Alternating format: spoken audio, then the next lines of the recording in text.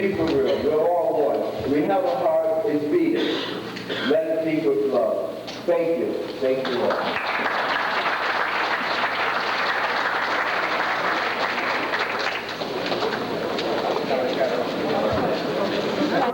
This is sweet potato pie, which is baked in an oven at about 450 degrees for about a half an hour.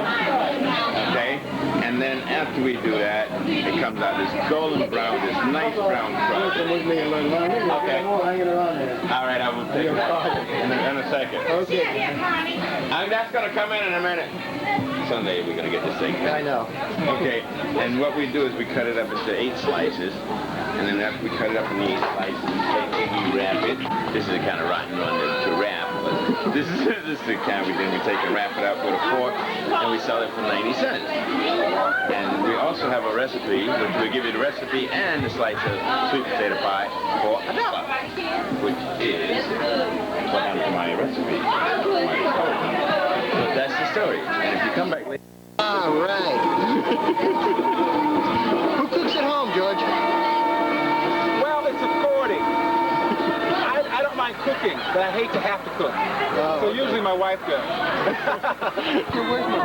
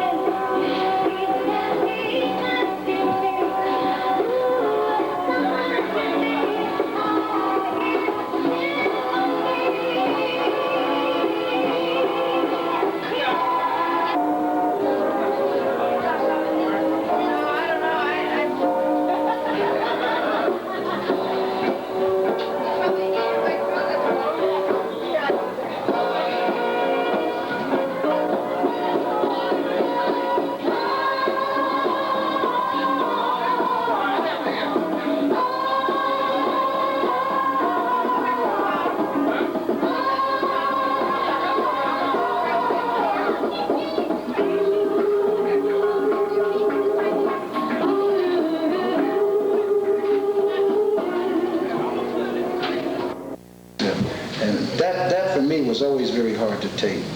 It never was too hard for me to approach someone who was being violent and harming someone to have to do whatever I have to do to subdue them. That's not difficult. That's clear cut. You're trying to save someone. You're trying to help someone. It's like a victim that's harder for you to deal with. Absolutely. It's harder for me to accept. Is it difficult for you in this community, because it's a small community, you know a lot of people, especially in the black community, are you called upon in some cases to handle things that white officers might not be called upon? Does it help or hurt to be a black officer? My personal experience, it's always helped to be a black police officer, simply because, yes, black people, the black community has, just like the white community, different economic classes. But the vast majority of black people are poor, economically depressed people. And coming from a background like that, I learned to understand the needs and aspirations of economically depressed people. And when they lose control, I can understand and I can relate to them a little more. And I usually can talk them into calming down, and we don't end up with the volatile situation that could have existed if someone else with a different background or with a lack of understanding approached that situation.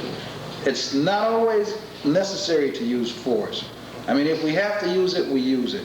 But it's not always necessary. Sometimes you can really diffuse a situation, and you can get some people some help, and you can refer them to the proper agencies where their life might change a bit. Right. As a result of meeting some people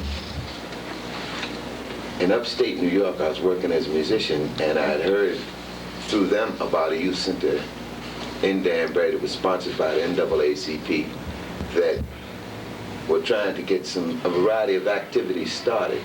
At that time, this center was in a small church on New Street. They had a small church building. It had been a church in the past, but it was just a small building with one room on the downstairs and maybe 2 small offices upstairs, and they were trying to run a youth program out of there for the NAACP. And they wanted to start some different activities for young people, and they were speaking to all types of people about helping out on a volunteer basis.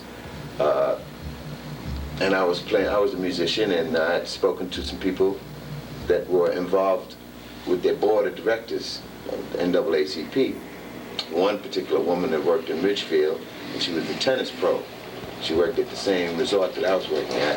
And so I came down on a weekend and I met the director, who at the time was named Jim Brown, and he had a coordinator there by the name of Holly Connor, and Roy Morgan. There were 3 people working there at the time, 2 on a part-time basis, and they had a full-time director. I came down, and they really didn't have very much of anything at the center, but they had a very large membership.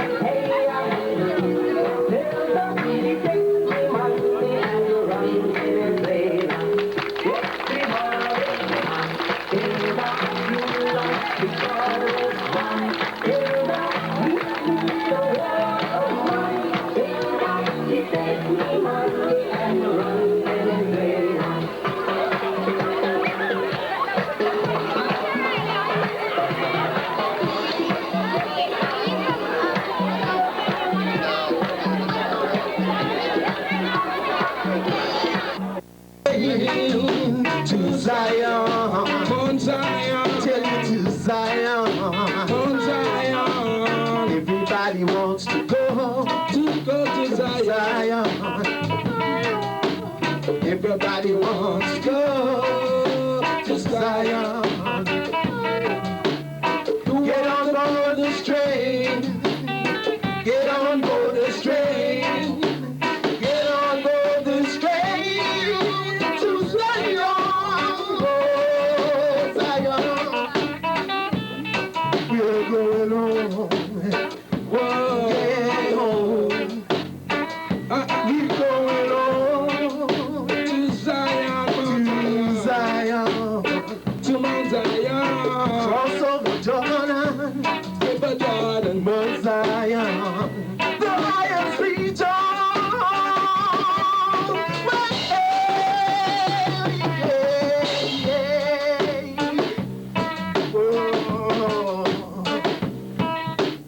Everybody wants to go to Zion, Zion. Everybody wants to go to Zion, Zion. Do all the good things in life, things in life, things in life, things in life, things in life. If you wanna go to Zion, if you wanna go, if you wanna go to Zion. If you want to go, if you want to go, if you want to go, we're going home.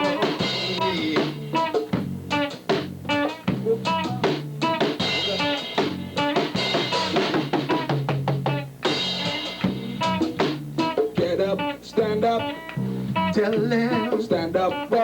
fight. I want you to know. Get up, stand up. All right. Don't give up the fight. Get up, stand up. Tell them about it. Stand up for your right. I want you to know. Get up, stand up. Don't give up the fight. Don't give up the fight. I said, I preacher man, don't tell me God is under the earth. 'Cause I know that you don't know what life's really worth. It's not all glitters gold, and I have the story I've never been told. So now you see the light. Stand up for your right. Oh, oh, stand up, stand up for your right. I want you to get up, stand up.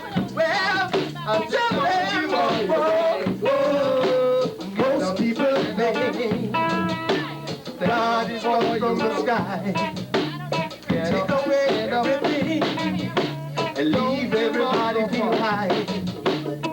As it equal in mixed schools? It was really weird the way my schools went together. There were 3 high schools in the district, in the county where I went to school. One was a city school for white kids, one was a county school for white kids, and one was a black school for white city black kids and county black kids, high school wise I'm talking about. And what they did was they brought these 2 schools together. And this town was really smart, I have to admit. And to reduce the problems, you know, like the rats and all that stuff, we didn't have rats really, we had a couple of sit-ins, but to reduce the problems, they really did a lot of work to kind of reduce the problems. What they did was they built a new school. They built a new school so the black kids wouldn't have to go to the white kids' school and the white kids wouldn't have to go to the black kids' school. They built a brand new school at a big price tag to reduce racial problems, and that in itself. The first year we had a school, the student government president was black, and the student government president was white, and the vice president was white, black. They alternated it. And it was built in the Constitution of the school, which still stands, and the school is now like 15 years old. It was built in the Constitution of the school that every other year, that if one president would be black, one would be white. The cheering squad, the Keeper Hair Rats, they really worked on this. In the Constitution of the school, they worked on it. And the cheering squad, for example, has to represent the number of minorities in the school. So if the percentage of black people in the school are 40%, then the cheering squad has to be 40%. If the captain of the basketball team is black, then the football captain has to be white. I mean, it was built in, it was written into the Constitution to reduce the problems, and the school never had a riot. We had one sit-in, and it was not a black-white sit-in. Basically, it was a sit-in on to wear pants to school for girls. I remember that. The Head Start program is designed as a compensatory education program in the sense that it recognizes that the socioeconomic status of the family tends to correlate positively with the learning experiences of the child, the learning experiences that are available to the child. That is to say that if I am a part of a family that makes $60,000 a year, there are certain things in that society that I have incorporated in my being. First of all, to put me in a position where I can command that kind of salary. That's pro-social. I mean, society is rewarding you with that salary for doing something that society approves of, generally. And students, those children of that family, learn those behaviors vicariously. You don't have to teach them.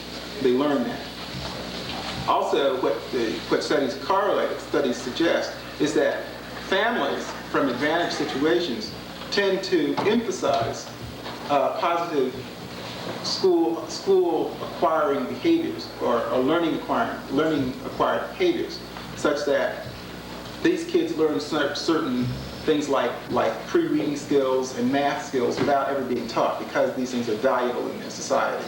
And what we know, or what we think we know, is that many kids from low socioeconomic backgrounds are not able to, these families are not able to provide these things for those kids. And so these children enter first grade at a disadvantage.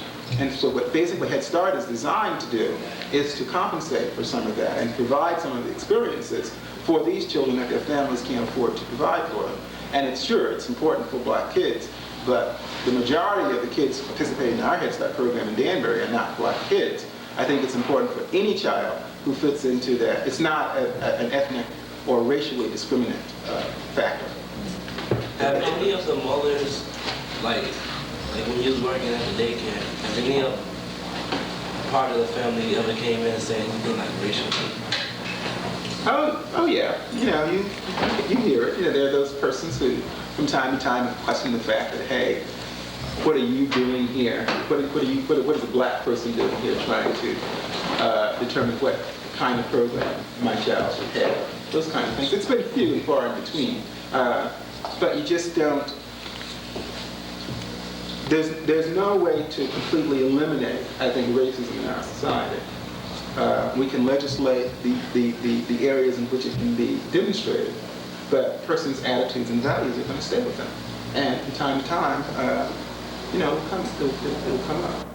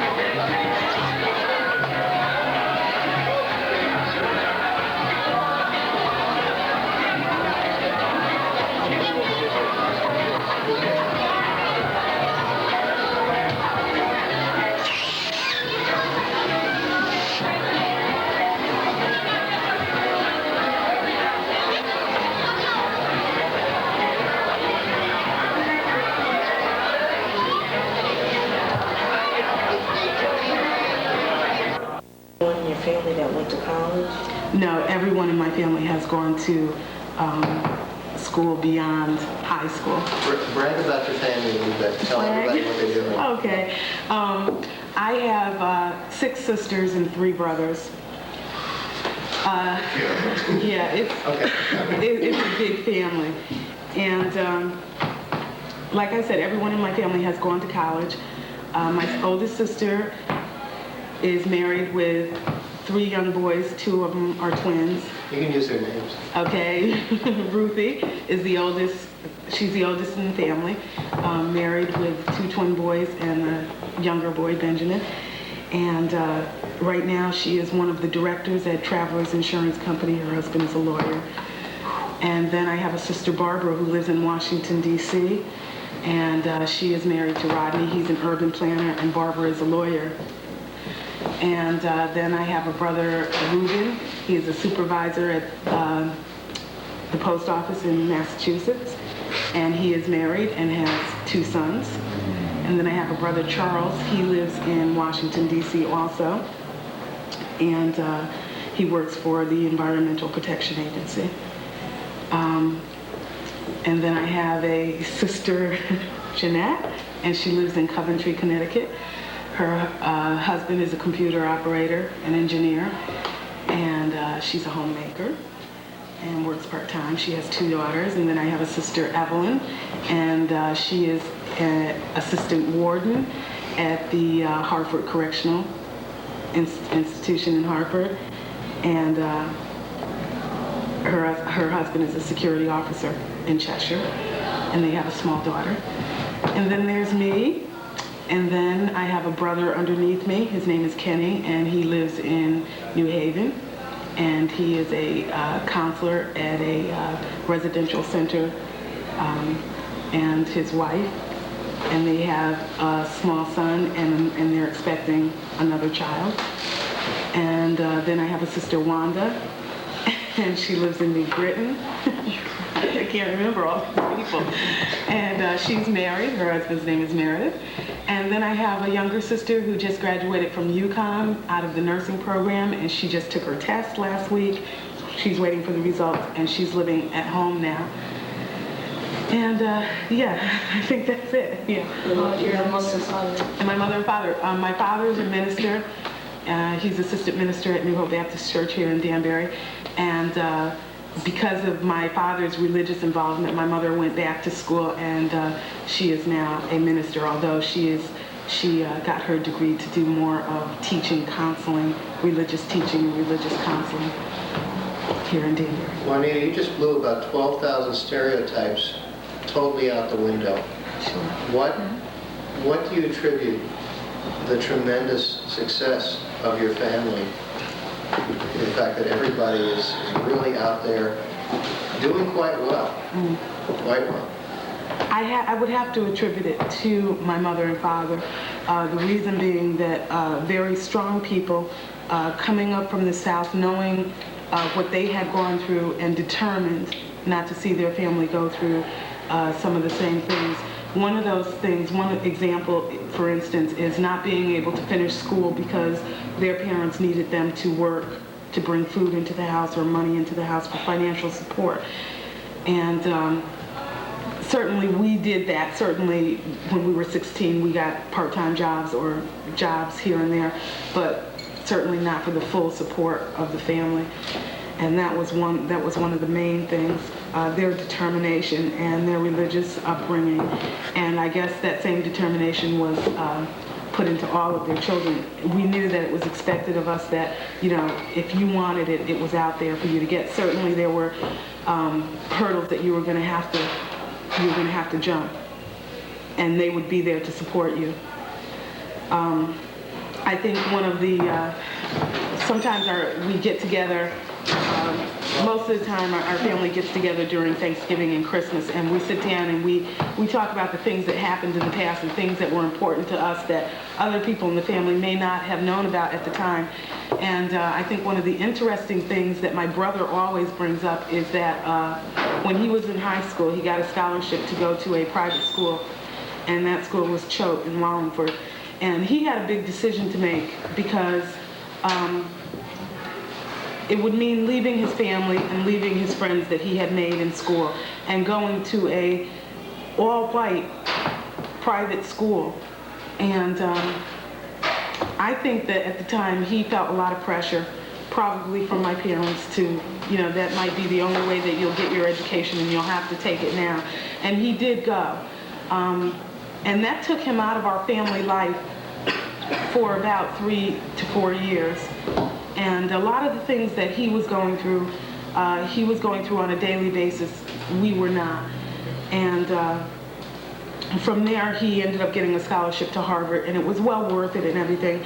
But that period in his life that took him away from his family and the things that he had to face on his own, and a lot of it was some of the racist attitudes of the other students that went there.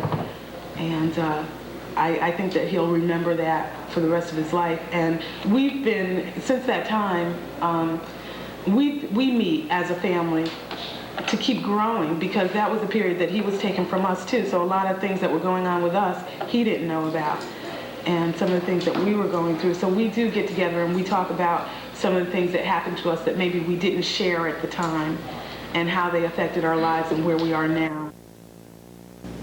This is Reverend Reuben Bush, Associate Minister of New Hope Baptist Church. But I've been through all this before. Just tell us a little bit about yourself. Yes, I can. I was born in the state of Mississippi. Began my schooling in the state of Mississippi. Left Mississippi at a young age. Moved into the state of Missouri, where I finished high school in Missouri. Left Missouri, 1936. Went back to Arkansas. Stayed there for several years. And I decided to come east. Coming east, worked in Bridgeport for several years. on the time of the war. And after that, I returned to Danbury. Started to work in the fur industry. Later on, I met the young lady in which I married, Mrs. Annette Bush. We got married, and at that time we lived on a street which was named River Street. At that time it no more is in existence. There we started our family. On River Street there were 7 children born. They all attended New Street School, which is no longer in existence. After that we moved to East Pearl Street, where the remaining of the children were born. They attended Park Avenue School. Attended high school on Main Street, down where the police station is now, in that area. And the last one attended White Street, where the college is now. After that,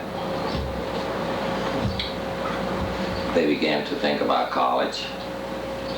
By that time, I had began to worry about financial problems, and which every parents do.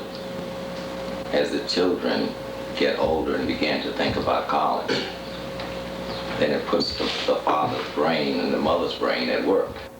Christmas special events? Anything different? I mean, what Christmas is today, was it different then?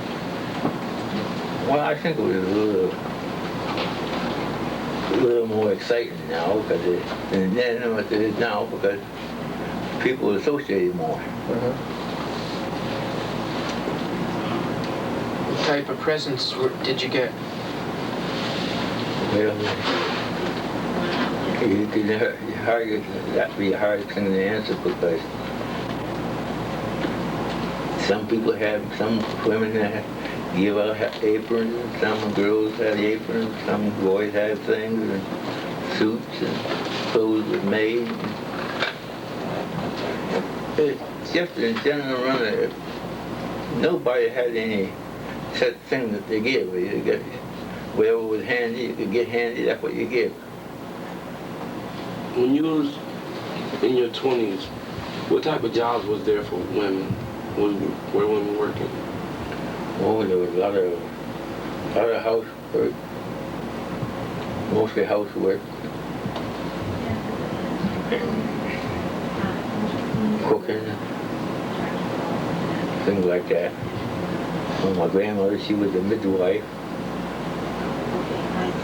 About 1/3 of the early people in Bethlehem in Redden, she took care of them and brought them into the world. She's the one who delivered most of the children then? Yeah. She did a lot of children. Yeah. Did most people have their children at home then? Oh yes. You could have a baby for $25, well you pay a good price.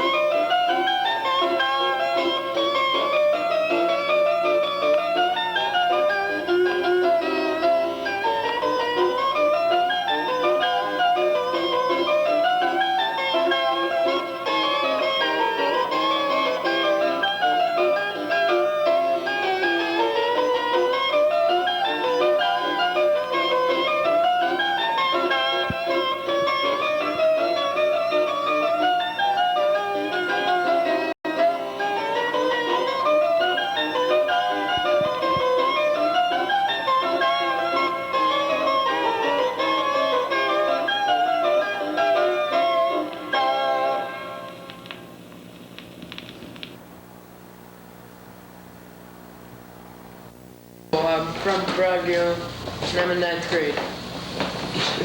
I'm Tina Collins.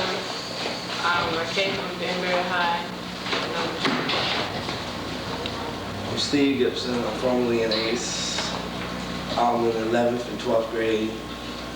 You know, that's it. 11th grade school. Okay, Tammy? Junior, senior. Tammy? I'm in 11th and 12th. Oh, hi. I'm Tammy Chessick. This is my second year at this school. I came from Harrisburg. Hi, I'm Greg McCarty. I'm a veteran from here. I've been here 2.5 years, I think. Something like that. Yeah, 2.5 years. I came from around Spark and started. I'm Kelly Bannock. I'm formerly from Danbury High, and I'm in 10th grade at this school. I'm Judy Perez. I'm formerly from Danbury High, and I'm in 10th grade in this school. I'm Brian Doobie. I'm in 10th grade, formerly from Rogers Red Park. light splash. Delta, and this is the multicultural education class.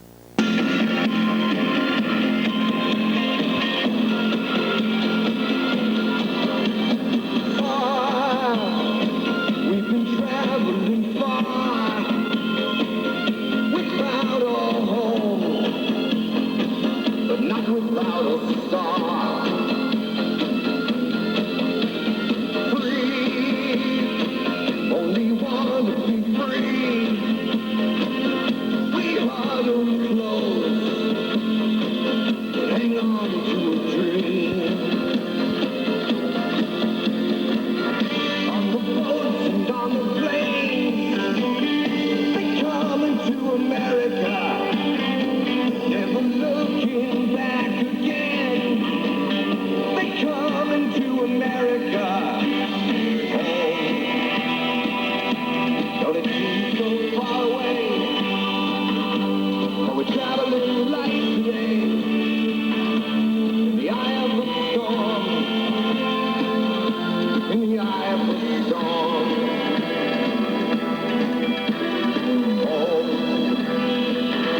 to a new and a shining place. Make our bed and we'll say our grace. Freedom's light burning warm.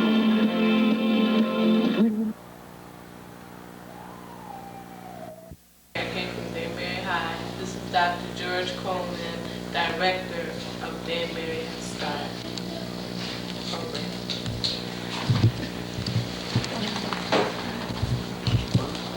All right, Dr. Coleman, we want to know what you do at Head Start.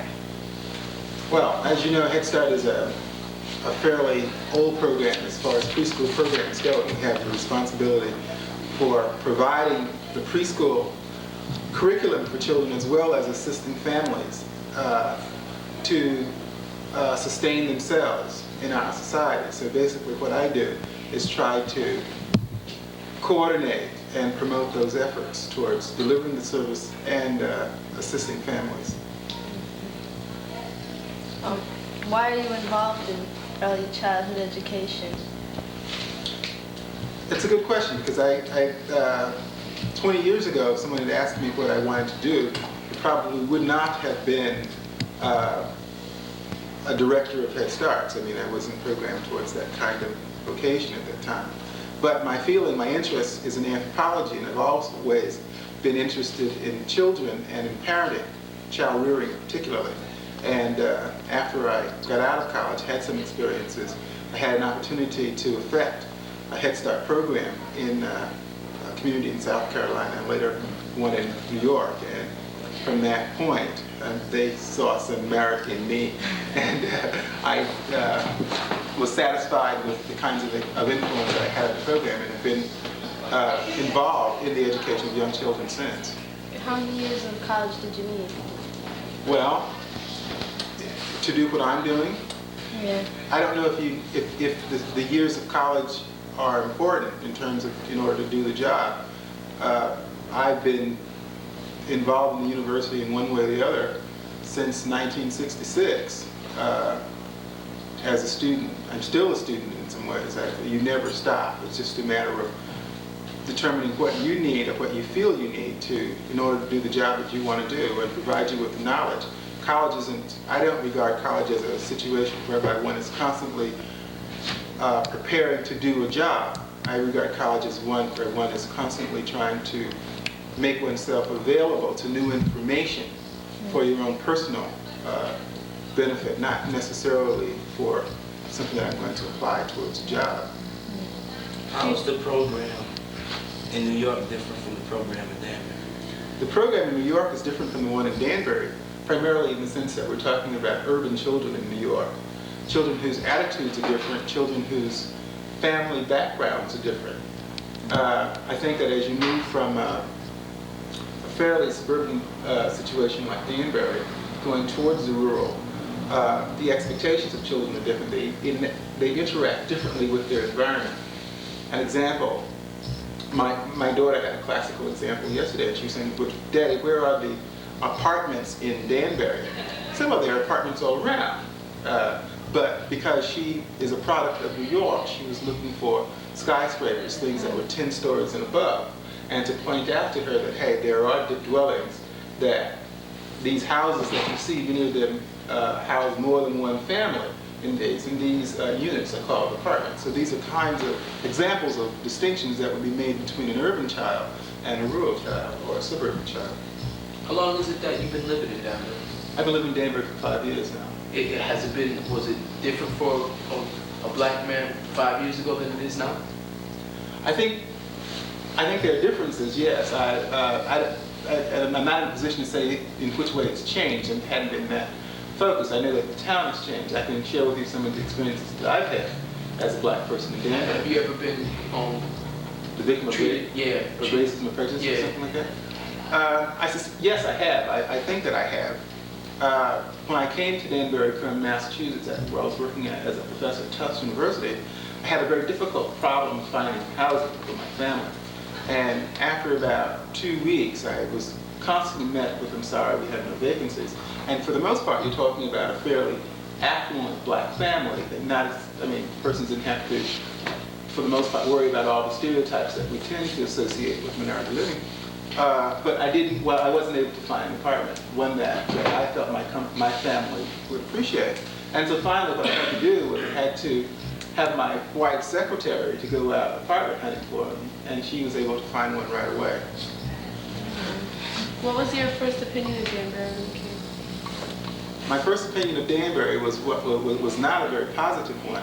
The experience to which I was coming was positive. I felt very good about coming to the daycare center. I felt very good about the Association of Religious Communities that was playing a hand in bringing me here to direct the daycare center for Interfaith Social Action Corporation. They were progressive, and Danbury was a good laboratory to experiment with some of the things that they wanted to do. Things like minority empowerment and children and parents' rights and those kinds of things. I felt very good about that, but I also felt very, very acutely attuned to the problems that were being manifested in our city relative to those kinds of issues, like the problems that they were having at the high school at that time, the problems of the Ku Klux Klan that was being very rampant, and other things. Our effort to get some minority courses in the high school curriculum, some black history, some black literature courses, to get an affirmative action officer, a lot of resistance from the then superintendent of schools. So it was not initially a good feeling, and I came with the intentions of only being here for 1 year. Did it discriminate you against your job in any way, or did you have a hard time getting your job? No, I didn't have a hard time getting my job because the persons were looking for a particular type of person to come in. And in fact, when I was offered my job, I refused it twice before I decided to come to Danbury. I came to Danbury sought to see the city, and then decided I didn't want to work here. And it was only after some persistence on the part of a person who I'd become very close to, David Simpson, that I was convinced to come to Danbury. How was it you've been in the Peace Corps? Right. How long were you in the Peace Corps? My tenure in the Peace Corps was really very short. I had a stay in Ethiopia, and the Peace Corps was asked to leave Ethiopia shortly after our arrival, so I was only there for a couple of months and left shortly after that and returned to basically private life in the city. But it was a very, very good experience, one that I would certainly encourage young people to explore.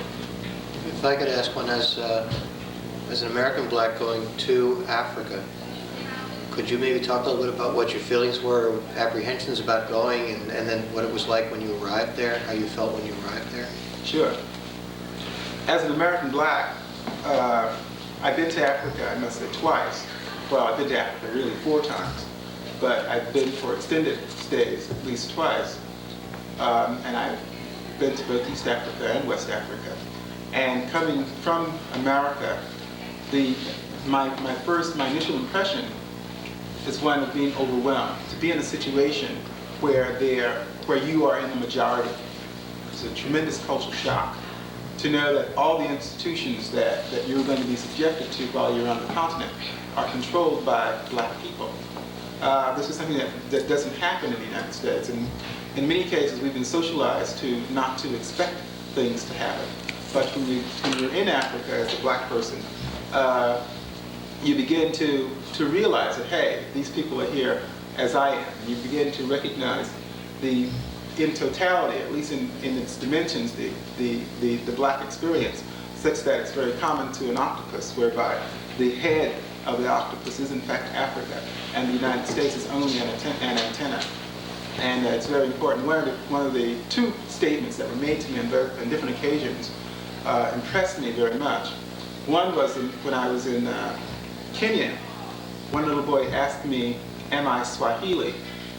And I said, "No, I'm not Swahili. I'm American." He says, "Oh, but your mother is," you know. And I found that to be profound. The other situation was when I was in West Africa. The West Africans are always very interested, most Africans are, about what's happening in the United States. And they couldn't understand the black condition, the minority condition in the United States relative to the discrimination and the being at the bottom of the socioeconomic status, ladder, whatever. And one made the statement, he says, "I can't understand it." He said, "I think that the blacks in America should probably be at the head of whatever is happening." He said, "Because you are the best. You were the best that our continent had to offer." He says, "Those who were weak didn't make the trip. You know, you come from the strongest stock that our continent had to offer." And that's been profound, and I'm still dealing with that. It causes me a great amount of uncomfortability as I think about it. But you know, it's something to dwell on. You ever plan to go back there? Oh, certainly, many times.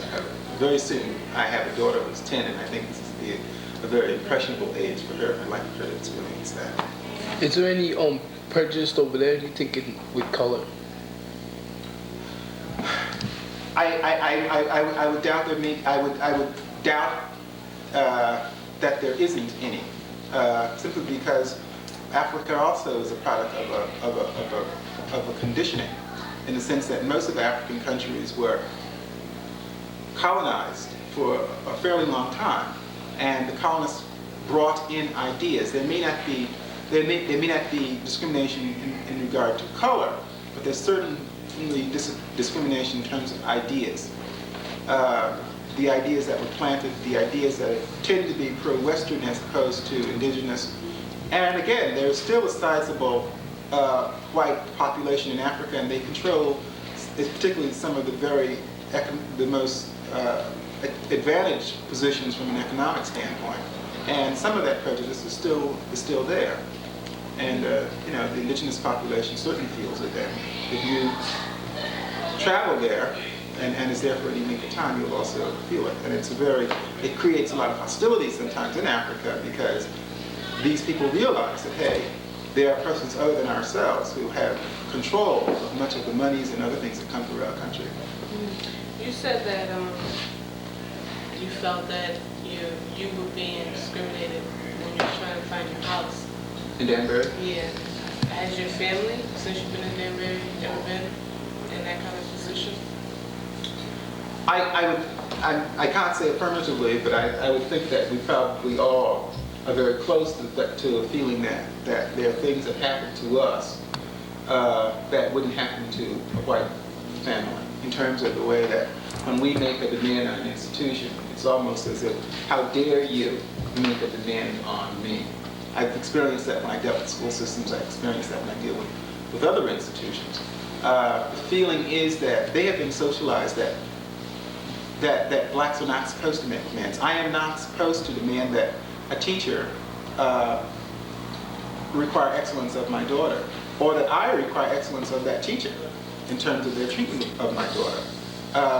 And when I approach them in that sense, I'm not sure if it's racism, but they certainly react in a way that tends to suggest that you are out of your place. Is the education system getting better for blacks in Danbury? Do you think it's improved? I think that I hope that the education system is getting better for everybody. I think when the education system gets better for everybody, there's a vicarious appreciation throughout the levels of whatever the offerings are.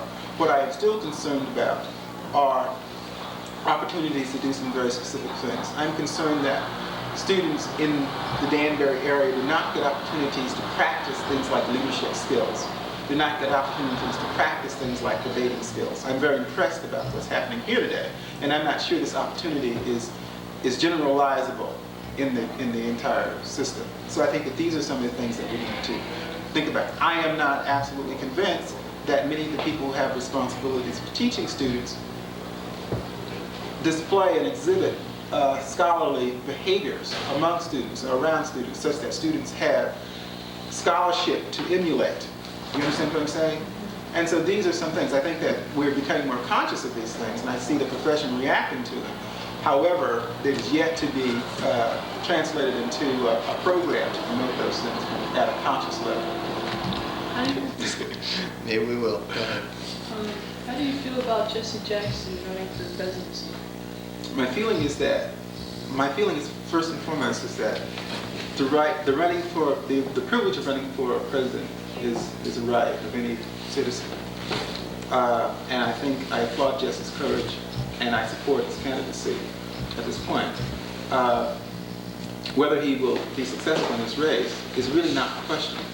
The question is that he is bold enough to exercise his franchise. And I think that there will be gains as a result of his taking that initiative. Head Start program is especially important to black children. The Head Start program is designed as a compensatory education program in the sense that it recognizes that the socioeconomic status of the family tends to correlate positively with the learning experiences of a child, the learning experiences that are available to a child. That is to say that if I am a part of a family that makes $60,000 a year, there are certain things in that society that I have incorporated in my being. First of all, put me in a position where I can command that kind of salary. That's pro-social. I mean, society is rewarding you with that salary for doing something that society approves of, generally.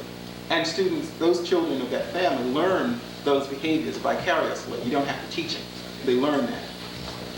Also, what studies suggest is that families from advantaged situations tend to emphasize positive school acquiring behaviors or learning acquired behaviors, such that these kids learn certain things like pre-reading skills and math skills without ever being taught, because these things are valuable in their society. And what we know, or what we think we know, is that many kids from low socioeconomic backgrounds are not able to, these families are not able to provide these things for those kids. And so these children enter first grade at a disadvantage. And so what basically Head Start is designed to do is to compensate for some of that and provide some of the experiences for these children that their families can't afford to provide for them. And it's important for black kids, but the majority of the kids participating in our Head Start program in Danbury are not black kids. I think it's important for any child who fits into that. It's not an ethnic or racially discriminant factor. Have any of the mothers, like when you was working at the daycare, have any of part of the family ever came in and saying anything like racial? Oh yeah. You hear it. There are those persons who, from time to time, question the fact that, hey, what are you doing here? What is a black person doing here, trying to determine what kind of program my child should have? Those kind of things. It's been few and far in between, but you just don't. There's no way to completely eliminate, I think, racism in our society. We can legislate the areas in which it can be demonstrated, but persons' attitudes and values are going to stay with them.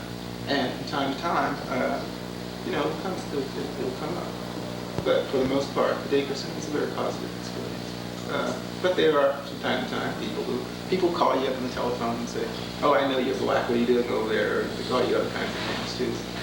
Get out. And you take it. What in your future and in the future, what do you see or what do you look for? What am I looking for personally? Yeah. I think that I'll probably be involved in some aspect of child rearing and parenting, and basically what I think I'll be doing, hopefully in the next 3 to 5 years, is place myself in a position where I can influence policy on a national level for children. Other than that, I'm entertaining ideas of going to law school and being an advocate for children and parents, particularly as we are seeing more reconstituted types of families. And I think the legal ramifications for children are not clearly understood yet. Say that I want to work with kids, right? What goals should I shoot for? If you want to work with kids, the goal that you should be shooting for immediately is to realize what is important for you now. I think at this point you need to realize yourself, such that you are confident in yourself. One of the detriments I think that sometimes people who want to work with kids have is that they don't feel good about themselves, or they don't feel themselves as having been realized at that particular point. And one of the things right now I think you should be, in addition to doing things like studying hard, trying to get a good cognitive background, is to try to understand yourself. Why do I want to work with these kids? What are some of the unresolved conflicts in my own life at this point? Trying to understand those. Because when you start to interact with children, you're going to find many of those unresolved conflicts that you're currently having played out in their lives. And you need to be in a position to be not necessarily neutral, but be directing, such that those conflicts don't have long-term scars, don't produce long-term scars for those children. So the important thing is at this point to try to understand yourself and create a situation that if you're not happy with it, at least you understand it. And after you understand it, I think you'll prepare yourself towards dealing with it. And that will do a lot to help you to be ready to accommodate children in the multiplicity of behaviors and problems and advantages and situations that they will bring to you. Community of Danbury. What do I see for the black community of Danbury? Yeah.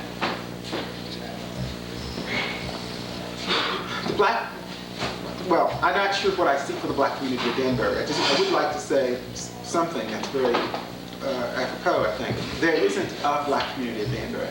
There are black communities in Danbury. But the reason I say that is because they each see different things for themselves. I suspect now that the affluent black community that we don't generally see because they are disguised in the suburbs is approaching the size of the black community that we see downtown.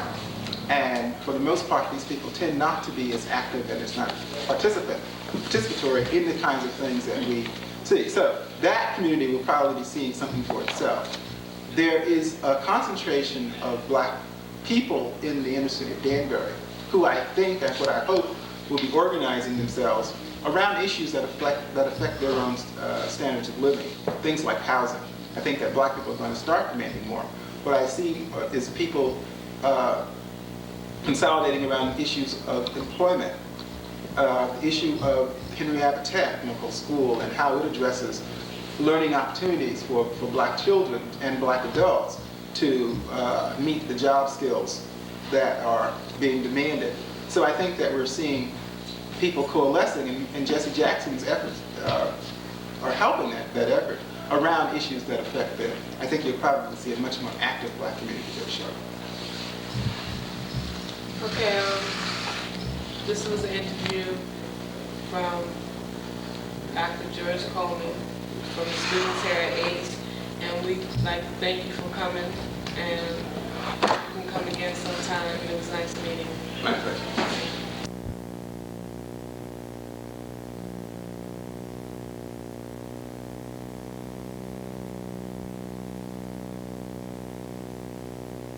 She teaches at the Alternative Center for Education in Danbury.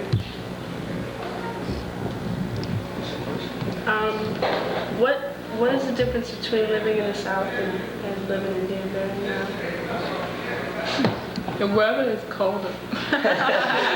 So what do you mean? I don't know what you mean. What is the difference in the school program within the South and Danbury?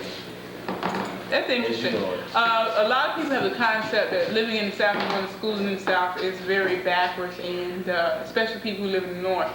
And they have the concept that it's very backwards, and it's that you don't get the same kind of education you do in the South as you do in the North. I would say that's not quite true. For example, when I went to high school in North Carolina, we had anywhere from 30 to 35 different English classes you could choose from in any one semester. And the reason we had so many English classes is the fact that it was a new movement to find out what kids really like. You could take anything from Chaucer, Milton, and Shakespeare to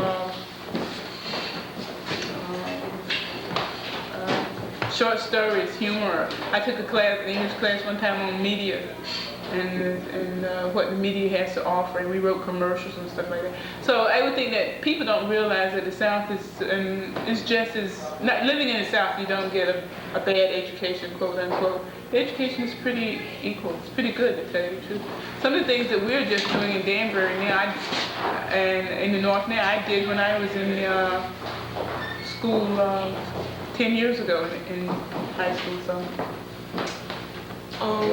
Why don't you tell us a little bit about yourself? Sure. What's the know? About yourself. What I mean by is, how do you feel about the Black community? I can only look at it from my point of view. I grew up in the South. I grew up in North Carolina, a little town known as Elizabeth City. I have one sister and 4 brothers, and a mother and father. 3 of my brothers still live in the same town. They're married. They have families. My parents still live there. I grew up on a farm, 25 miles from the nearest town. I drove 25 miles on the school bus one way every day to go to school.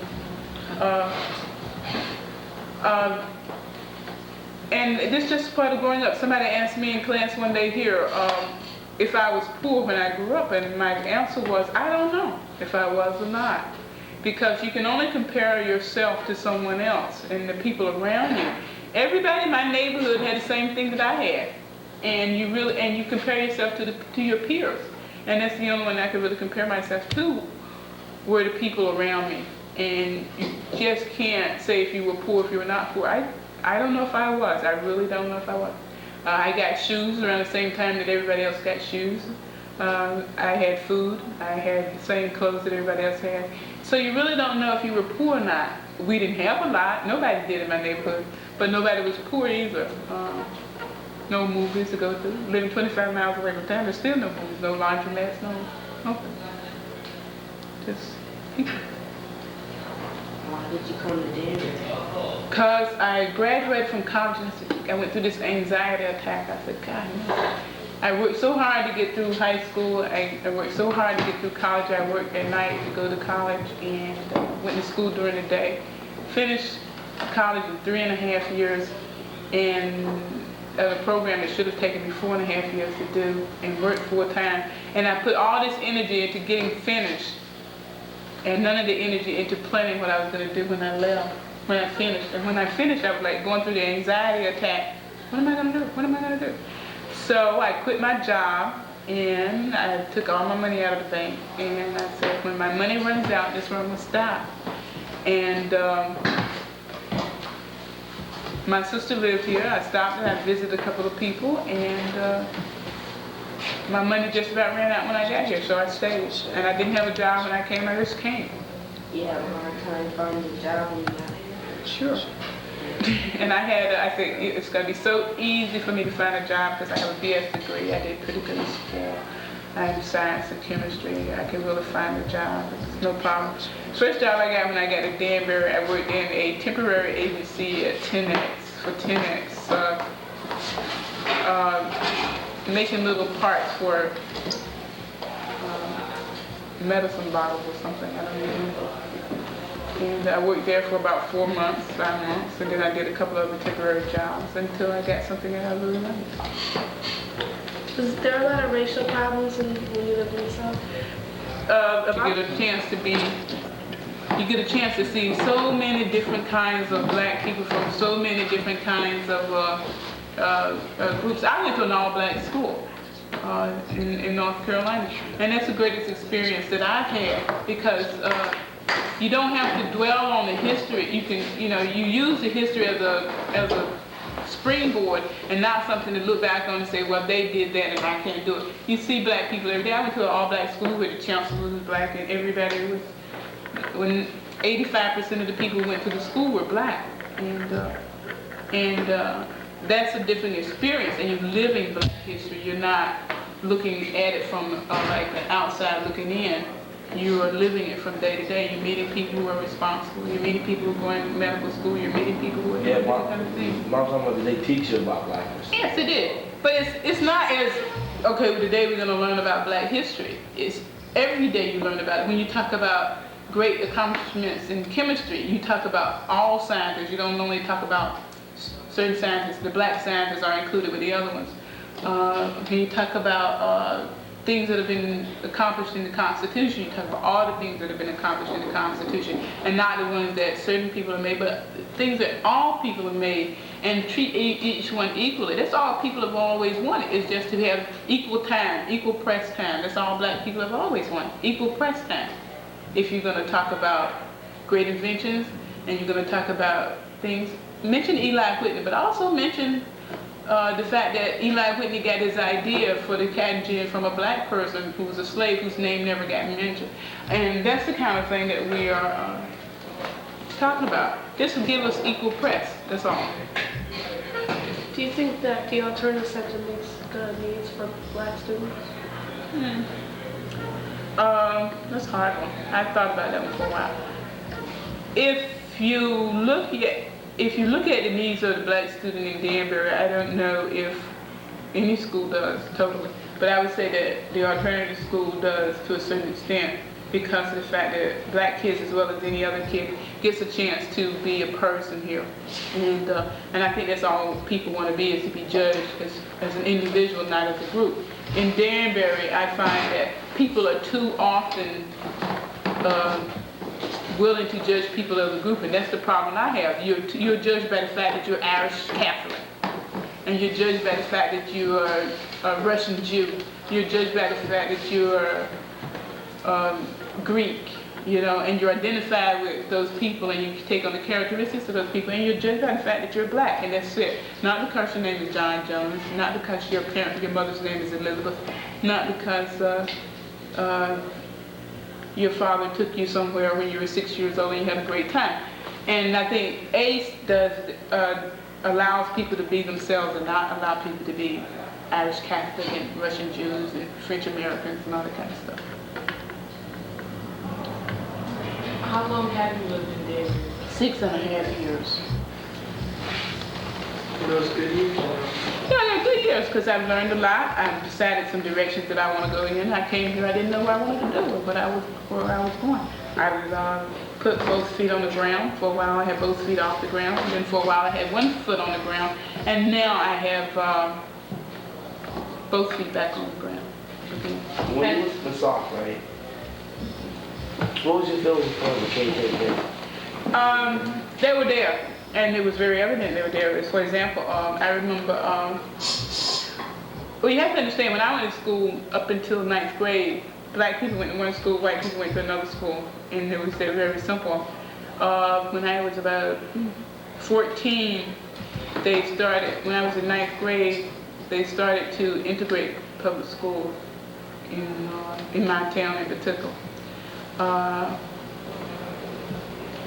No one ever mentioned that they belonged to the Ku Klux Klan. No one ever said it to me. No one ever said it to me openly. No one said, if you talk to my son, I'm going to burn a cross in your yard. It didn't happen. But in my particular town, which is a small town, I live in a county of about 20,000 people, not very big. The county's about 52 miles long with 20,000 people in it. So you know about how close the people are together.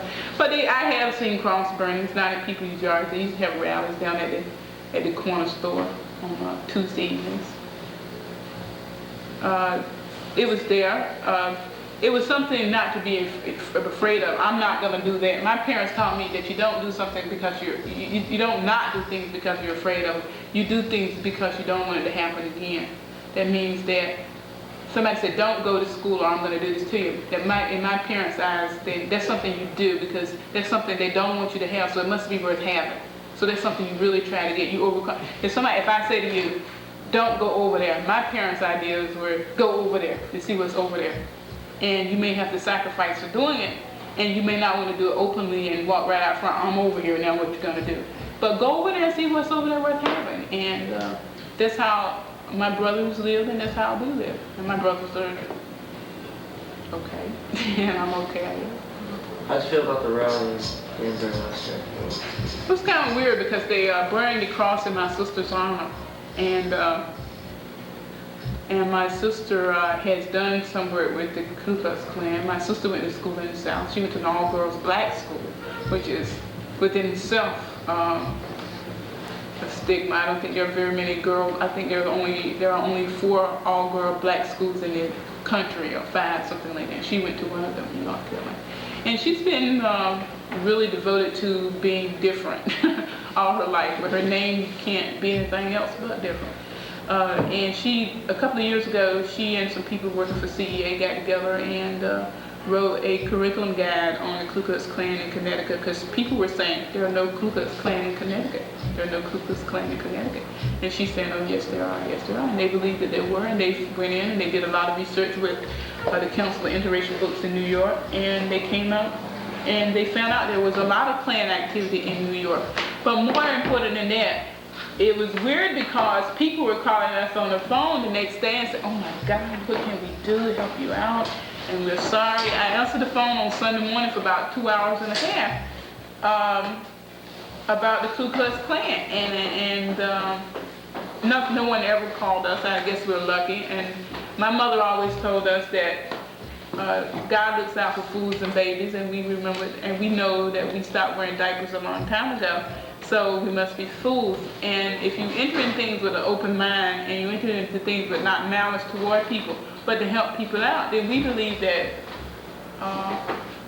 the good thing will come to you. And the only thing that really happened to her was the fact that somebody wrote Ku Klux Klan lives on all over her car one night. But that was it. And that was really, and I guess we're lucky in that respect. Is the fact that she was tough enough or dumb enough, or whatever case you may want to say, to stand to come out front and say for the first time in Connecticut that there is a fair amount, to document proof that there is activity, Ku Klux Klan activity in the state of Connecticut. How do you feel about your sister doing that? I don't know. I thought about it a lot, and she's gotten a lot of recognition from it. She's done a lot of things.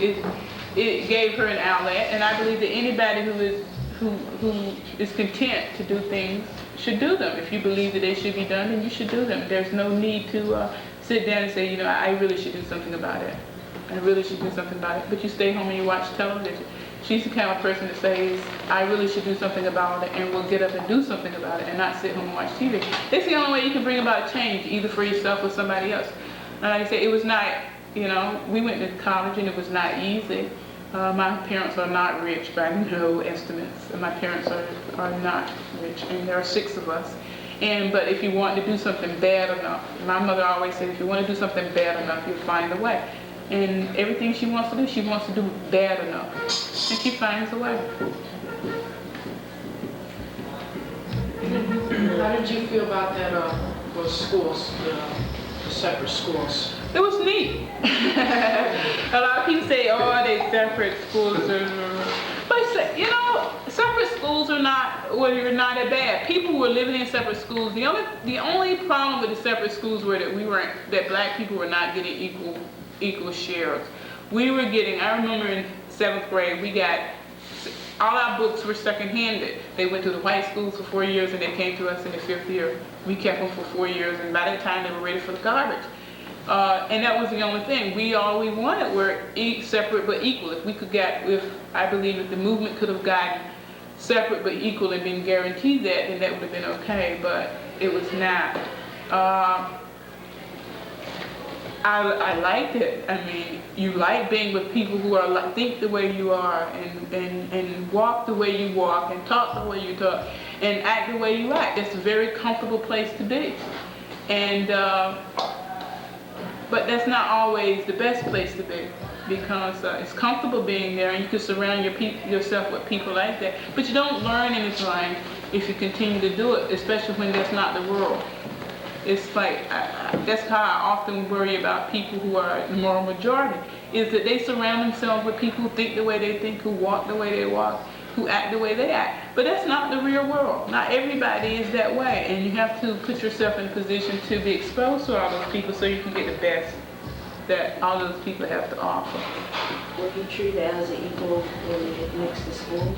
It was really weird the way my schools went together. There were 3 high schools in the district, in the county where I went to school. One was a city school for white kids, one was a county school for white kids, and one was a black school for white city black kids and county black kids, high school wise I'm talking about. And what they did was they brought these 2 schools together. And this town was really smart, I have to admit. And to reduce the problems, you know, like the rats and all that stuff. We didn't have rats really, we had a couple of sit-ins. But to reduce the problems, they really did a lot of work to kind of reduce the problems. What they did was they built a new school. They built a new school so the black kids wouldn't have to go to the white kids' school, and the white kids wouldn't have to go to the black kids' school. They built a brand new school at a big price tag to reduce racial problems, and that in itself. The first year we had a school, the student government president was black, and the student government president was white, and the vice president was white, black. They alternated it. And it was built in the constitution of the school, which still stands, and the school is now like 15 years old. It was built in the constitution of the school that every other year, that if one president would be black, one would be white. The cheering squad, the Kiefer Harris, they really worked on this. In the constitution of the school, they worked on it. And the cheering squad, for example, has to represent the number of minorities in the school. So if the percentage of black people in the school are 40%, then the cheering squad has to be 40%. If the captain of the basketball team is black, then the football captain has to be white. I mean, it was written into the Constitution to reduce the problems, and the school never had a riot. We had one sit-in, and it was not a black-white sit-in. Basically, it was a sit-in on to wear pants to school for girls. I remember that. And that was kind of neat. Girls don't wear pants? No, when I started high school, you couldn't. Was it a problem like when they did that, like boys, like black boys on basketball coach, and the person has to be the captain of the football team? Did anybody really speak up? No, not really, because they worked on it a long time in advance. I mean, it was a big campaign to find out what the mascot of the school was going to be. They wanted brand new. They didn't want anything bought from any of the other schools. They have black and white dogs. No, our colors were green and gold, because you know why? The 3 high schools, 2 of the high schools had green. The 2 white high schools had green. No, one of the black high schools had gold forest colors, and one of the white high schools had gold, and one of the white high schools had green, and they bought those together, and it was green and gold. We voted. It was all done prior to starting of the school, prior to opening school. By the way, my class was the first class to graduate completely. And the school is now 15 years old. I had my class reunion 2 summers ago. I think some of you might remember me saying it. And I went back to my class reunion, and it was really neat because there were, out of a class of 450 people, there were about 300 people at the class reunion, and for the first time it was put on by black and white kids in this town, and that in itself is remarkable in this town where I live, because you're talking about people from totally different worlds, and it works. But it has to be done properly. And the town, I have to admit, the town at that time really worked on making it go smooth. They didn't want headlines, they didn't want murders. This is people who are farmers, who didn't want any racial riots or anything in their nice little town tucked away on the eastern coast of North Carolina. They wanted to be really peaceful, and they did. They had a really peaceful time. We went through a series of bomb threats our second year there, but outside of that, it was fine. And it wasn't racial bomb threats, there were some kids, just like bomb threats we have here. Linda, one last question. What do you see for the future in Danbury, Connecticut for black and white relationships? I see that people are going to have to stop stereotyping. And black people as well as white people are going to have to stop that. I see that people are going to have to move to the forefront and say what they believe in. Don't let a handful of people run things. Don't sit home and watch TV and say they're going to do what they want to do no matter what. And that's not the way it's going to happen. And if you believe in something, then it'll happen. What I would like to see done is that people start to work together. People have been saying that forever, but you got to give people a reason to work together. And we have had a few causes in Danbury in the last 6.5 years that I've been here that people have worked together.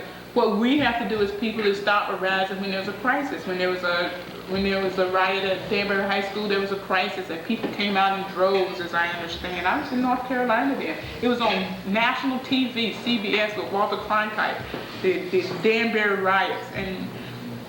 And the reason it was is because Danbury is very upper middle class if you compare it to the rest of the country, very subtle and very beautiful, and sitting here in Connecticut, and you don't expect all of these Connecticut Yankees to be racist and prejudiced, but you are. There are prejudices in all of us, and let's be for real and recognize them. Don't walk around and say I'm not prejudiced, because we are. And all you have to do, I'm not asking, like I told Rick's class before, I don't ask anybody to change. Never will, because when you change, you lose something about yourself. All I ask is that people be tolerant of other people and their differences. If I enjoy certain things, then be tolerant of the fact that I enjoy those things. Understand why I enjoy them, and that be it. Don't change the way you think because of me. Don't do that. But just be tolerant. Say, hey, Glenda, I understand why you do it. You go right on to do it. I don't want to do it, but is this the way you want to do it? Fine. And that's the only way people in Danbury are going to change, and that's the only way things in Danbury are going to change, is that people have to learn to be tolerant of each other and know that black people are different, just like the Greeks are different, and just like the Italian Americans are different. And know that black people don't enjoy living in high-rise gardens.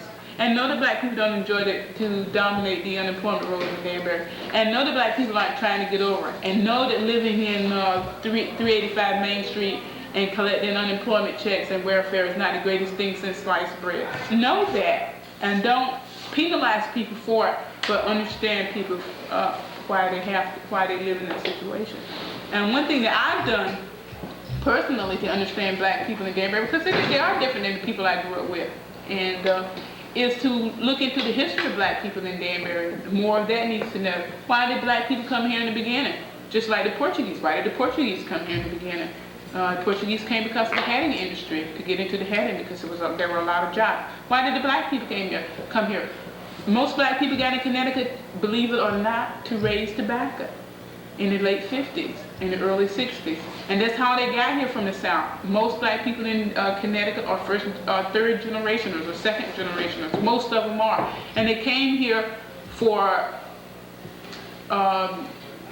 streets paved with gold, just like the Portuguese and the Italians did. And they came and they weren't, and the white people wanted to contain them. They wanted to put them in little cells somewhere. And the last thing I know, I see Rick has Helen Brown up on the board. And Helen Brown was one of the few black people that I know at that age who grew up in Danbury. And one of the things I recall saying, she lives near Vermont, New Hampshire, somewhere. She's in Providence. Providence, okay. And one thing I recall her saying to me is the first time she met racism is when she went south on the train to go to school at Fisk University in Tennessee. at the age of 19 years old. And when she got in Maryland, they told her she had to get off the train car where she was and get on another train car. And she said, we're in this train going to Tennessee. And they said, yes, but once you cross the Mason-Dixon line, you have to ride a different train car. And that was her first time in 19 years after being raised in Danbury, facing racism. And it was fine, she said, when there were only a handful of black people living in Danbury, because in the 1950s and the 1960s, there were only a handful of black people living in Danbury, as I understand it. And all of a sudden, the population increased to this great percentage it is now, 4%, 3%, something like that. Try 11. It was 11. That kind of thing is the different kinds of things. And people were afraid. They are afraid of that certain things will happen, and they won't. If you allow people to be themselves and to recognize that people are what they are, and allow people to change at their own rate and not try to force people into change. People resist when you force something down their throats. But if you allow them to do it and accept things on their own, they will. Can I go? Kelly, why don't you close it up? Okay, thank you, Linda. 20 after, and that's fine. Wait. I'd like to welcome everybody to the Children's Center of Danbury on behalf of all of the wonderful people who work together to make this day possible. The Kirk and Elma Community Neighbor Funds, the Pride Organization, which is a wonderful service organization in Danbury, the Girl Scouts, the World Education Fellowship, and last but not least, all of the performers who are here today, and they're sort of sprinkled in between, and some of them are on their way, and the staff, everyone at the Children's Center of Danbury. I'm going to talk very little. I'm just going to say one very important thing before we go on to the very rich program that we have. I also want to thank, raising hand over there, Ricka Selder, who is documenting this so that we can become part of Black history. We're learning about Black history, but we are living Black history today. This event is a living monument to all of the people in the Black and white communities who have worked together today. Rick Selzer is one of the teachers at the alternative school. He's a multicultural education teacher who is doing a study with his students on Black people in Danbury. And I'm sure that he's a wonderful resource for anybody who's looking to learn about the Black people of Danbury. I'm just going to say one thing which is appropriate today. Happy birthday to Abraham Lincoln. And when people say to me, why did you start the Children's Center of Danbury? I have a dream, and the dream is here. You're real. And that's why I started the Children's Center of Danbury. I'd like to introduce to you our first person who I felt would be most appropriate to start with her voice, Denise H. Grant.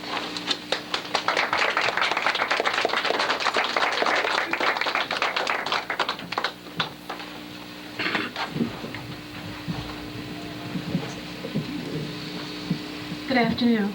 I'm going to sing for you two Black songs. Well, I call them Ebony Melodies. And the first song I'm going to sing for you is by a lady who is right now the top female vocalist in the country, Diana Ross. It's one of her earlier songs called Reach Out and Touch. Reach out and touch somebody's hand. Make this world a better place if you can. Reach out and touch somebody's hand. Make this world a better place if you can. Take a little time out of your busy day to give encouragement to someone who's lost the way. Or would I be talking to a stone if I ask you to share a problem that's not your own? We can change things if we start giving. Why don't you reach out and touch somebody's hand? Make this world a better place if you can. Reach out and touch somebody's hand. Make this world a better place if you can. If you see an old friend on the street and he's down. Remember, his shoes could fit your feet. Try a little kindness, you'll see it's something that comes very naturally. We can change things if we start giving.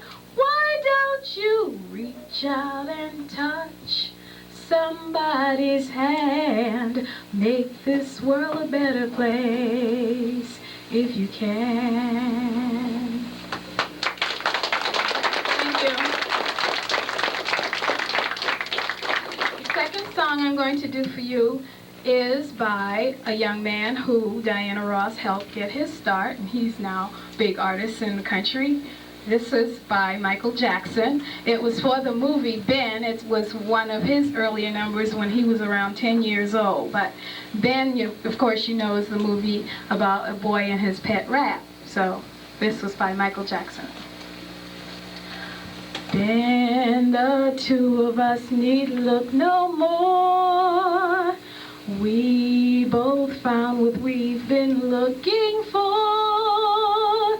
With a friend to call my own, I'll never be alone. And you, my friend, will see you've got a friend in me. Ben, you're always running here and there. You feel you're not wanted anywhere. If you ever look behind and don't like what you find, there's something you should know. You've got a place to go. I used to say I and me. Now it's us. Now it's we. I used to say I and me. Now it's us. Now it's we. Then most people would turn you away. I don't listen to a word they say. They don't see you as I do. I wish they would try to. I'm sure they'd think again if they had a friend like Ben, like Ben, like Ben.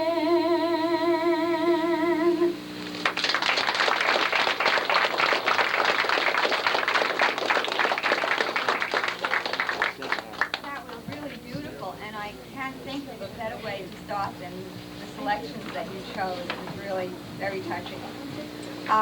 Right now, as you can see before you, there's no curtain here, so you can tell what the next thing is going to be. It needs no introduction. Ranford over there, you want to raise your hand and show who you are?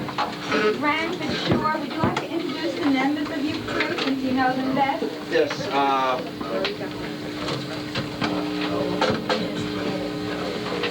And Congo's right beside me here. It's Melvin.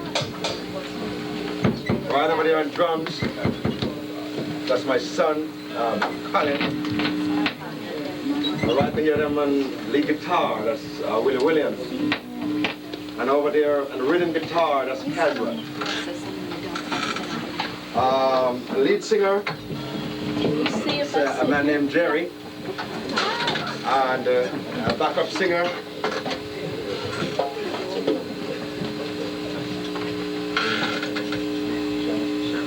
yes, and backup singer is Sharon. And all together we call ourselves Affinity.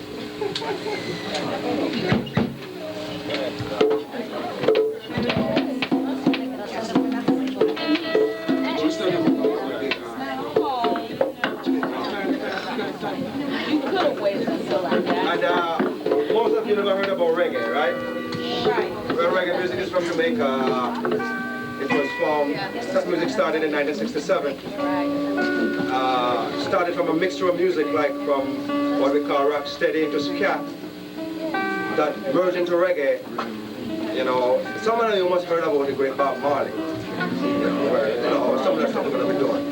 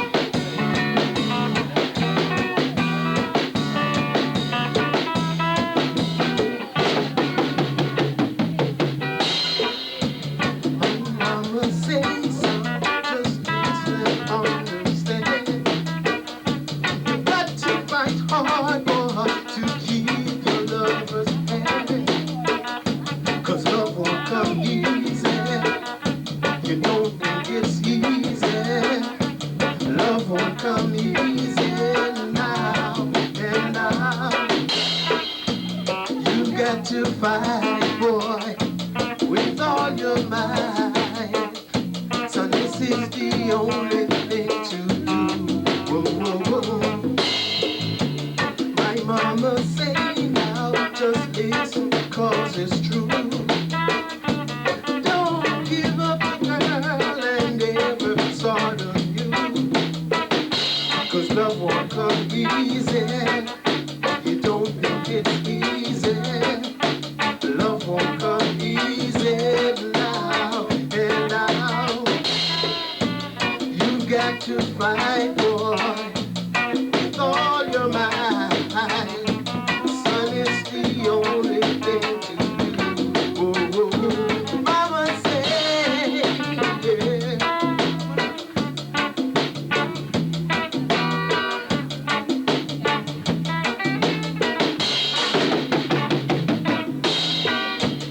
You got to fight, boy, with all your might. Son is the only thing to do. Oh, oh, oh. Mama say, son, just this little understand.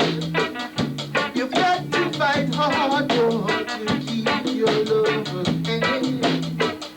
'Cause love won't come easy. You don't think it's easy.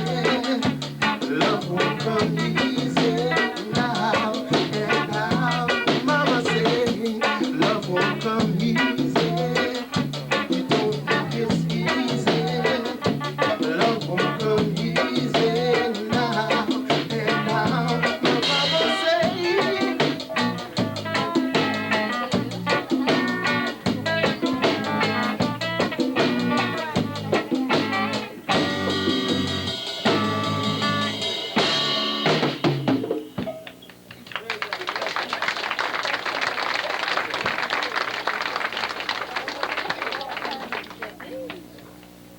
Is our ceiling too low? Very good. You are going to raise it.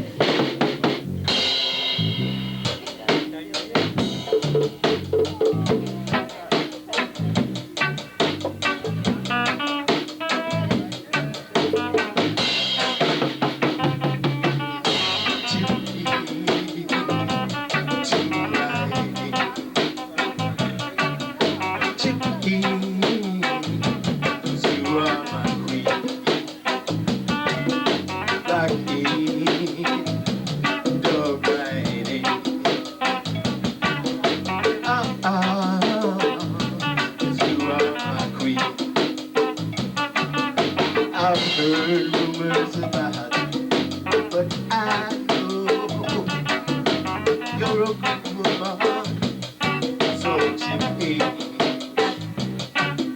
got me, come on, move together, you and me, for the nights of the sea, 'cause I know it can wash and clean. Oh, come on and move with me, girl. Just chip in, tune right in.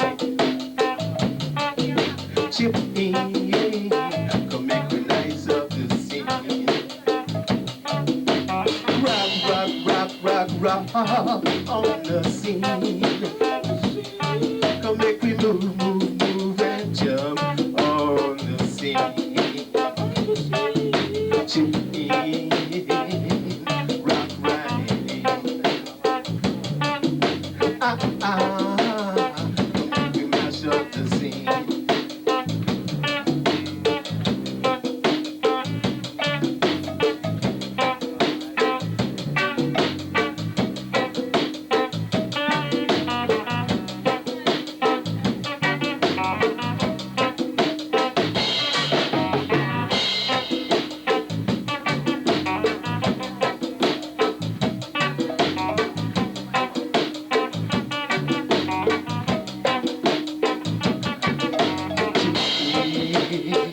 Come and move with me. You and me, girl, we're gonna nice up the scene. 'Cause I know you can wash and clean. Come with me, my queen. Yeah, my queen. Come make me rock on the scene. Come make me move on the scene. Yeah, you and me, girl. Yeah, yeah.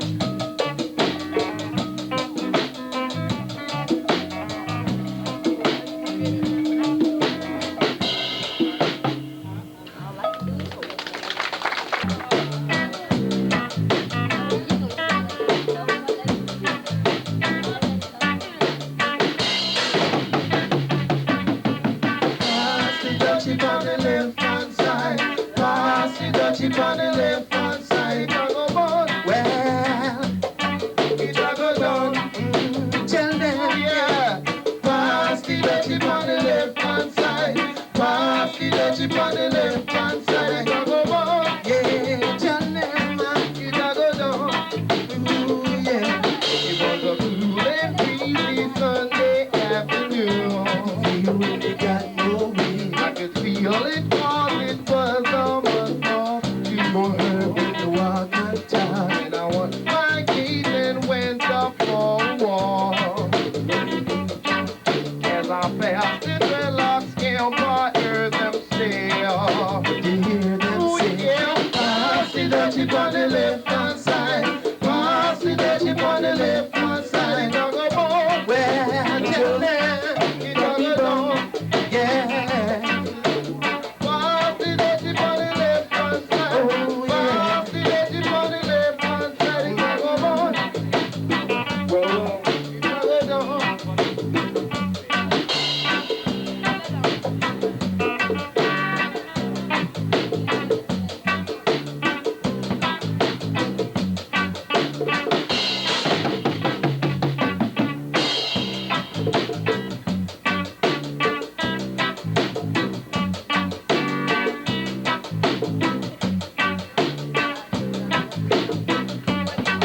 So I left my gate and turned hold on. And the spirit of dark, you know, will lead you on. And feeling that it was going on.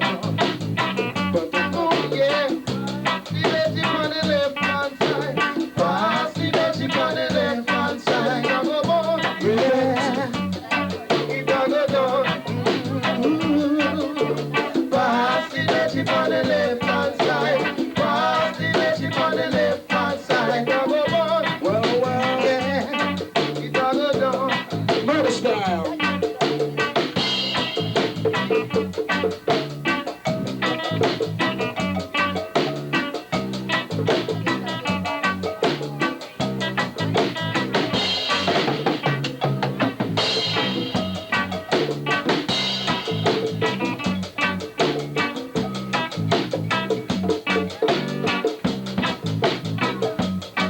It was a cool and breezy Sunday afternoon. I could feel when you got no hurt. I could feel it cause it was the month of June. You walk on top when I left my gate and went out for a walk. As I passed the dreadlocks scamp, I heard them say, oh, when you hear them say, pass the dutchie on the left hand side. Pass the dutchie on the left hand side. Now go on, now go down. Ooh yeah, pass the dutchie on the left hand side. Pass the dutchie on the left hand side. Now go on, well, it go down. Oh yeah, pass the dutchie on the left hand side. Pass the dutchie on the left hand side. It go on, it go on. It a go down. Yeah, tell them oh yeah. Pass the dutchie on the left. Pass the dutchie. Pass the dutchie on the left. Pass the dutchie. It a go down.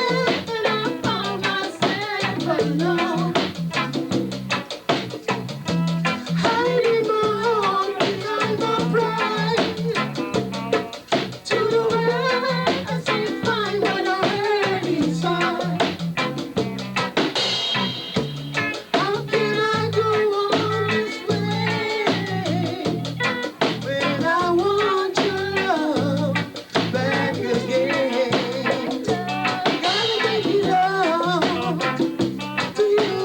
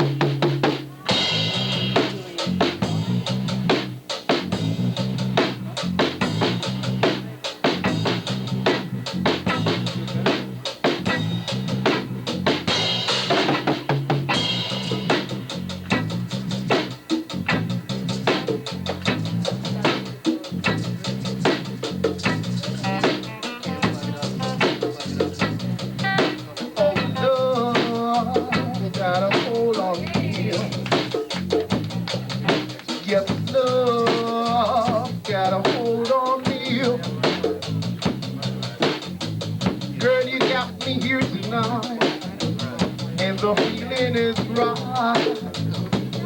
You hold me tight. Let's make love till morning light. For your love got a hold on me. Your sweet love got a hold on me.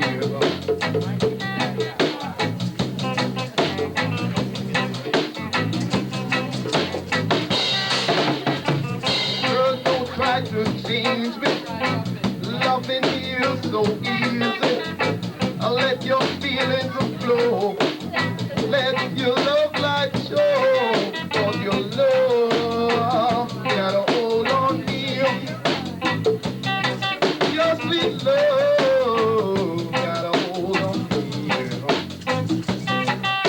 Your love got a hold on me.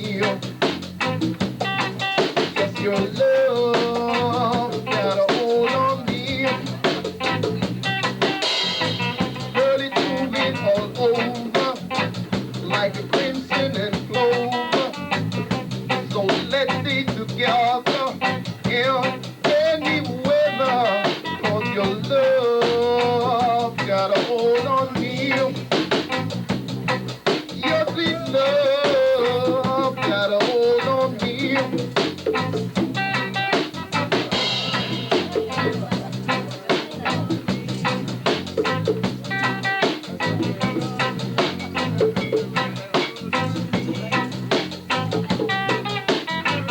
Girl, you got me here tonight, and the feeling is right.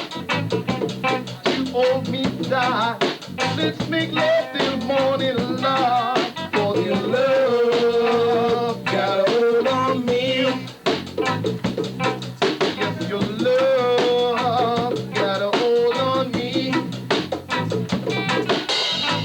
Girl, don't try to change me. Loving me is so easy. I'll let your feelings flow. Let your love light glow. For your love got a hold on me. I said your love got a hold on me. Your love got a hold on me. Your sweet love got a hold on me.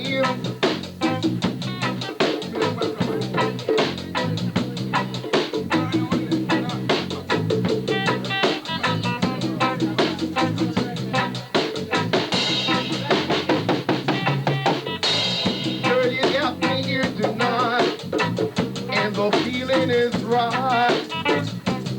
You hold me tight. Let's make love till morning light. Cause your love got a hold on me.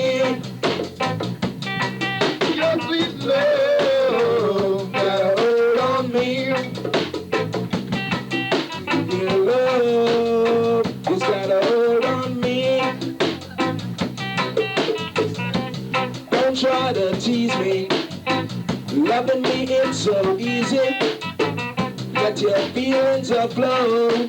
Let your love light glow. Cause your love's got a hold on me. Your love's got a hold on me.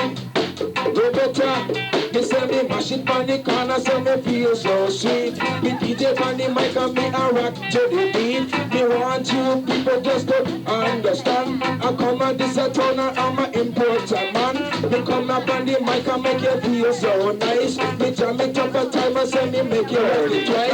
A time for you do it and I make you feel nice. Rock it on stage and then you feel so sweet. I said you lover, lover, lover. I said it's got a hold on me. Roberta, Roberta. Me said you lover, lover, lover, lover, lover. It's got a hold on me. Mash it up. Me say me come up on the scene and say me well clean. The gun that me carry that a submachine. Me talk for the mic and make you feel so big. So me come up to make you feel so sweet. I just wanna call, your love is got a hold. A time you feel know that nobody be old. You rock to the rhythm and you rock to the sound. I just wanna just carry right through town. You want to You see it? Is anything happening now? Yeah, green. Okay, light flashing in the front? Yep. Okay, how do you turn it off? Okay. How do you zoom? So I'll turn it off because I don't want to record a lot of stuff out here.